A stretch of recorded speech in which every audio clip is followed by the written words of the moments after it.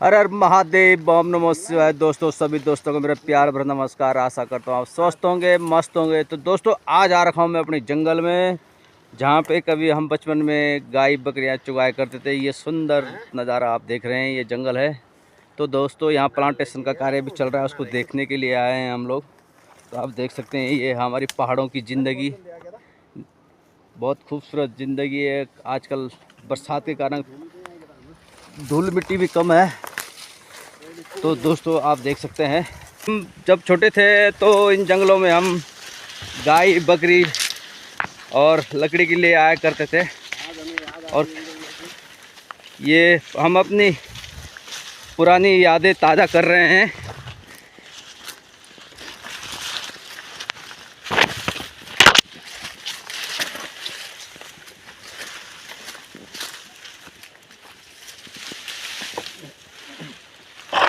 ओ हा हा हा।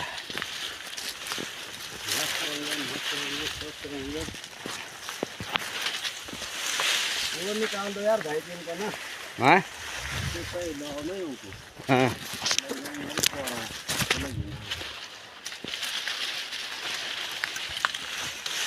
को भी बोलो आप नहीं पड़ जाएगा। दूसरा तब लगे रहेंगे तो दूसरा नहीं देगा, फिर तीसरा सोचेंगे।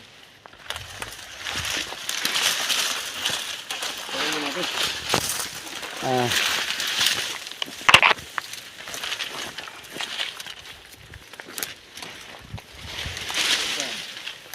पसीराम ठीक फसी मोदे ना। चल। तो ये रास्ता भूल गया, मैं इसको रास्ता बताऊंगा, क्योंकि मैं इससे थोड़ा बड़ा हूँ उम्र से, और मैंने ये जंगल पूरा पहले घूम रखा है। तो मुझे पता है कि कहाँ कहाँ से रास्ता है।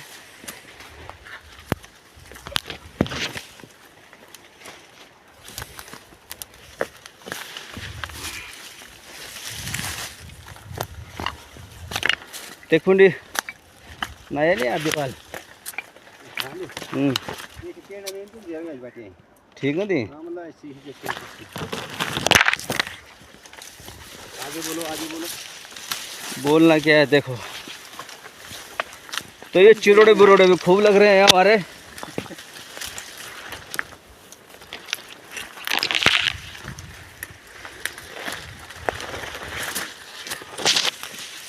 तो भी बोल माता कि यार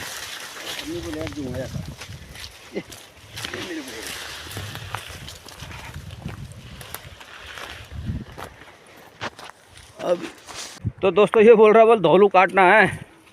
धौले का एक उजड़ा काटना है दोस्तों। हाँ और क्योंकि मेरे घर पे दो छोटे छोटे बकरियों के बच्चे हैं, हाँ। वो बेचारे मेरे यादों में वहाँ भूखे सो रखे हैं। मैं और हमारे पंडित जी गौड़ साहब, आज हम ये पुरानी यादों के लिए अपने जंगल की याद आई, और आज हम यहाँ बड़े शुद्ध हवा के साथ, हल्की हल्की धूप और प्यारी प्यारी हवा यहाँ चल रही है। मौसम दोस्तों कुछ गर्म हो चुका है, फिर भी इन पहाड़ियों की आर पार की जितनी ही डांडे कांडे जो हमारे लोकल भाषा में बोलते हैं, वार देखो पार देखो, कितनी सुंदर सुंदर वादियाँ हैं। तो अब हम आगे बढ़ते हैं, आगे आगे हमारे गौड़ जी, क्योंकि तो दोस्तों, ये बिरजमोर भाई भी अभी खुश हुआ। ये इसने भी अपने 2 प्रवचन सुनाए हैं, आप सुन रहे हैं इनके प्रवचन। डांडे कांटे पूरे घूम रहे हैं हम।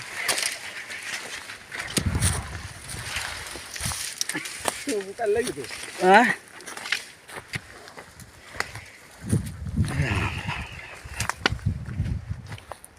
तो दोस्तों, हम जंगल तो आ ही रखे हैं, मैं और बिरजमोहन। पर आजकल वगैरह का भी बहुत ज़्यादा आतंक फैला रखा है, कई जगह घटनाएं हो गई है। पर फिर भी हम अपने सतर्क ढंग से घूम रहे हैं जंगल, और अपने लिए हमने बचाव का साधन भी रखा हुआ है कि अगर बाय चांस वगैरह से आमना सामना हो जाए तो हम कुछ लड़ सकते हैं। अपने बचाव के लिए हमने अपने पास साधन रखा हुआ है।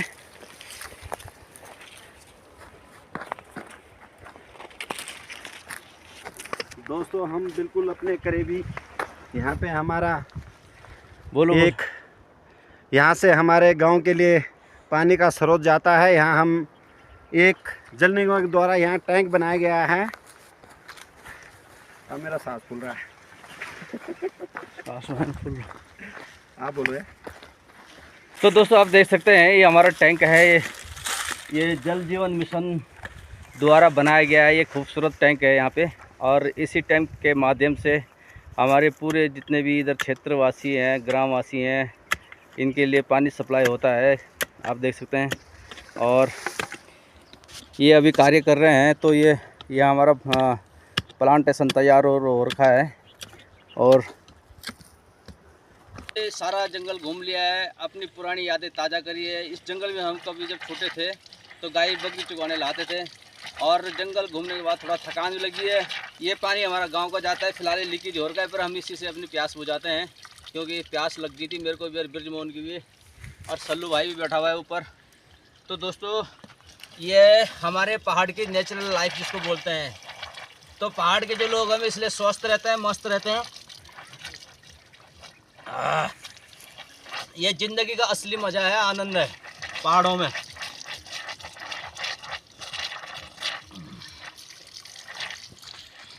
ये जो पानी देख रहे हैं इतना शुद्ध जल है।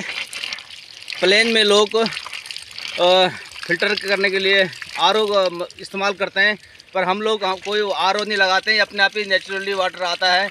और मेन विशेषता है हमारे यहाँ के पानी की, पहाड़ के पानी की, कि जब ये आता है जहाँ से भी, जिस स्रोत से भी आता है, तो कई जड़ी बूटियों के बीच से ये रिसाव करके आता है। तो इसमें कई प्रकार की जड़ी बूटियों का रस भी होता है, जिससे हमारा जीवन जो स्वस्थ रहता है और मस्त रहता है। तो ये हमारे यहाँ पहाड़ों की विशेषता है। ये हमारे ऊपर उत्तराखंड में देवी देवताओं का बहुत बड़ी कृपा रहती है कि जहाँ हमें से शुद्ध पानी या शुद्ध हवा हमें फ्री में मिलती है। पर मैं सभी नवयुग साथियों से, सभी जनमानस से ये विनती करता हूँ कि ये जल और जंगल बचाने की हर कोई कोशिश करें, और इसको बचाने के लिए हर कोई आगे आए। मेरी आप लोगों से विशेष विनती है कि अगर हमारा जल और जंगल बचेगा तो हम तब लोग स्वस्थ रहेंगे और मस्त रहेंगे। हमारी आने वाली पीढ़ी भी सही तरीके से अपने जीवन व्यापन कर पाएगी। अगर जंगल हमारे सूख जाएंगे तो हमारा जीवन जो अधूरा रह जाएगा। 50% जीवन हमारा बर्बादी की कगार पर चला जाएगा। हमारे उत्तराखंड वासियों जितने भी हम पहाड़ी क्षेत्र में रहने वाले हैं, अगर हमारा जल और जंगल सुरक्षित है तब तक हम सुरक्षित हैं। जिस दिन हमारे जंगल की अगर कोई हानि पहुंचती है और क्षति पहुंचती है, समझ लो कि वो जल और जंगल की हानि नहीं हो, हमारे जीवन के साथ सीधी हानि पहुंचाने वाली बात होगी। तो मेरी सभी से ये विनती है कि हर कोई अपने गाय पशु को जहाँ आपने चुगाने ले गए हैं तो उसको तरफ अवश्य एक बार जाए। कहीं भी रहे, आप बाहर रहें, कहीं नौकरी करें, कहीं भी जाएं, पर साल में 6 महीने में एक बार उस तरफ आप नज़र डालें और एक बार देखें कि कैसे हमारे पहाड़ के जो जल और जंगल कैसे हैं। तो इसको बचाने के लिए हर कोई कदम बढ़ाए। तो मेरी आप लोगों से अपील है, विनती है, प्रार्थना है। धन्यवाद। बहुत बहुत हमारे गौड़ साहब ने जो एक सुझाव की बात की है, मनुष्य जीवन अपना जीवन जो यापन करता है मनुष्य, वो हमारे इस प्रगति से जो हमारा जल जीवन की बात करी है, और जल ही जीवन है। और इसीलिए हमारे जो पहाड़ों में वृक्ष लगाए जा रहे हैं, इसका कार्य भी चल रहा है। आजकल रवि गौड़ जी ने आपको कैमरे के द्वारा दिखाया भी है। बहुत अच्छी बात है कि जब जल है तभी हमारा जीवन है। आने वाली पीढ़ियों की भी आपने बात अच्छी रखी है। आज हम इस बात पर चर्चा करेंगे तो हमारी आने वाली पीढ़ी भी इसके विषय में सोचेगी। तो इसलिए दोस्तों आप भी ध्यान रखें, आप स्वस्थ होंगे, जहाँ भी होंगे अच्छे होंगे। और मैं चाहता हूँ आप जिस भी जगह पे हमारे उत्तराखंड के कोई सी भी जगह, क्यों हमारी जो उत्तराखंड की देवभूमि हमारे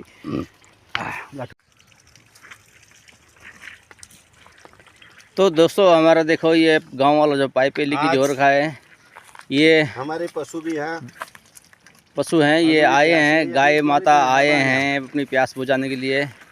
तो आप लोग अनुमान लगा सकते हैं कि जल और जंगल हर किसी के लिए कितना महत्वपूर्ण है।